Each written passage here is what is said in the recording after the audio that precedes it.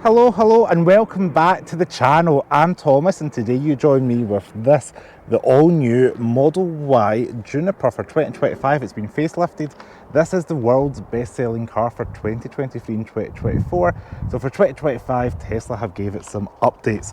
So let me show you the front end. This has got a 1.6 meter light bar up front, which is world leading. Is instantly recognisable as the facelift model because you've got the Cybertruck style light bar up front, and this particular model is the long range rear wheel drive fitted with the ultra red paint, and it has a black and white interior. For anybody curious, the prices on this model start around £48,990 for the long range. However, you can get one from £44,990 for the basic one, and then the all-wheel drive long range is about £51,990. Now you're going to see the exterior. I love the rear of this Tesla, gone as a T, and this all lights up, which is quite nice. That's kind of got like a 3D effect, those kind of letters there. But overall, you're going to notice the exterior changes are the biggest changes for this model. From the side on, it doesn't look too much different from the outgoing Model Y. I do like this rear, so this makes it stand out a little bit more. I do get a bit of like Peugeot 408 vibes with the kind, especially the red with the grey. This does pop open to give you quite a cavernous boot that you've seen on the previous Model Y car. Don't want to fight with that there, but as you can see, all these little cubby holes for charging ports and all various things. I do believe there's a 7-seat Model Y in other markets, but at the moment we've got the 5-seat configuration here in the UK. Now I will caveat that, I think I just read this morning actually, and I'm saying that about the 7-seat one potentially come to the UK, but I will correct that in post. In the rear of the car we do have a little 8-inch touchscreen, just like we've seen on the Model 3 Performance last year, and that allows users to Bluetooth headsets. You can do your games, you can do your media, Netflix, YouTube, whatever it is. Little map pockets here, and overall not too bad a place to sit in the back of the car. It's got a very white interior, this car.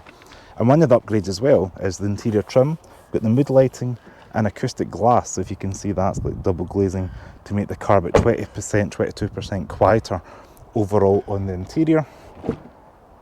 Pull it open in its standard Tesla fare. I do like the fact we've got fuzzy stuff in the door cards. Again, a premium touch, you do not always see that in premium cars. There's your manual release for the door as well as the electronic release.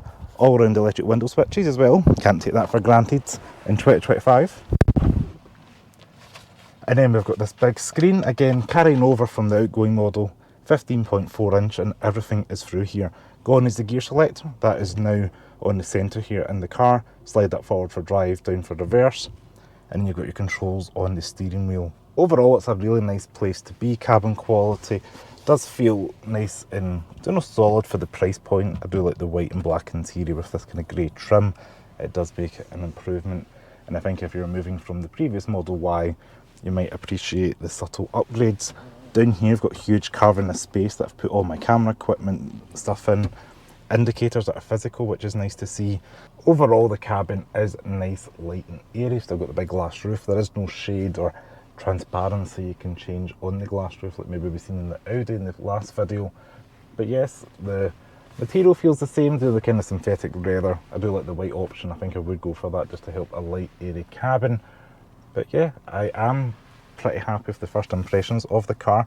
The way it rides does feel a little bit more comfortable as well. I would say that's a significant upgrade over the last one. And then I've always liked this with the Tesla, the way your phones can just sit there and charge. Things are controlled through this. I'll cover this in the full review video. But basically you hit the car button down there, control things like your lights, your wipers, whatever you want it to do.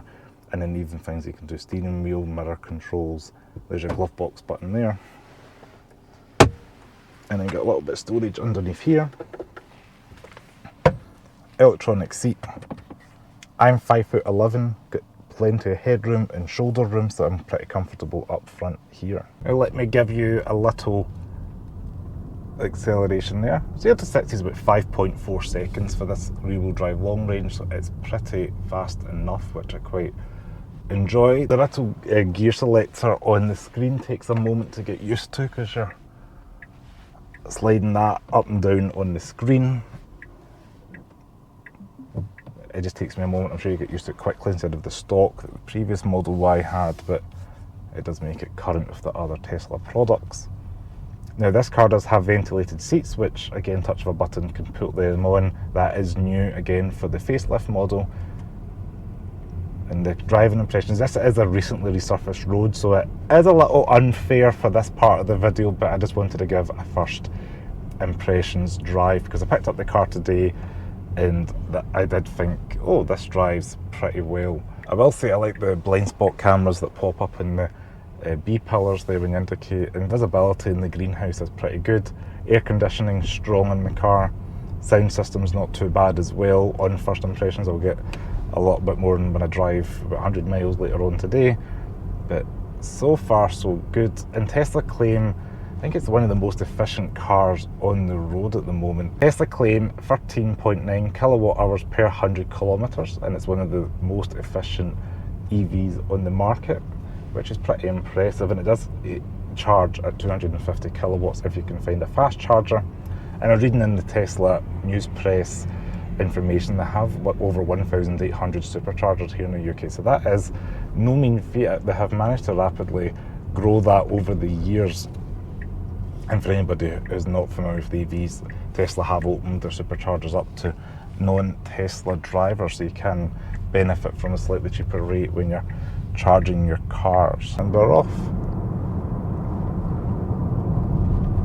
So it takes a moment again for somebody who's not a Tesla driver or owner, a second to get used to that central screen. I would love like a little instrument gauge there, just because I'm programmed to be looking forward. Heads up display, even something like that. Maybe they'll add that in a future model, but having it at the corner speed is not the deal breaker, but it just takes a moment to get used to seeing that there. Now, range in this car, I've got 246 miles and 73%, so I've used 7% today.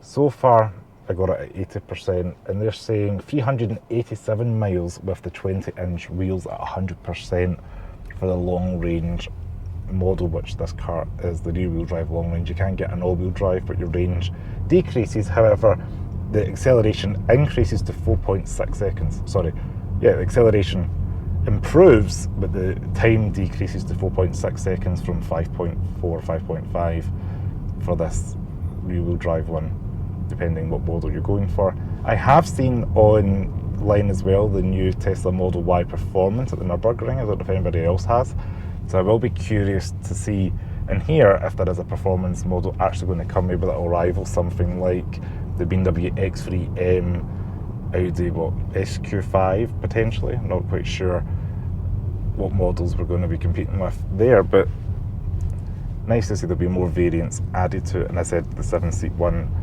and there's a long wheelbase as well in China at the moment. So that is my first impressions and kind of first look at this new Model Y Juniper. If you like this video, please give me a thumbs up, subscribe to the channel below.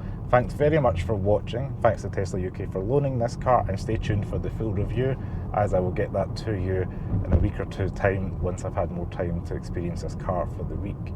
As always, stay safe. Thanks for watching. Ciao.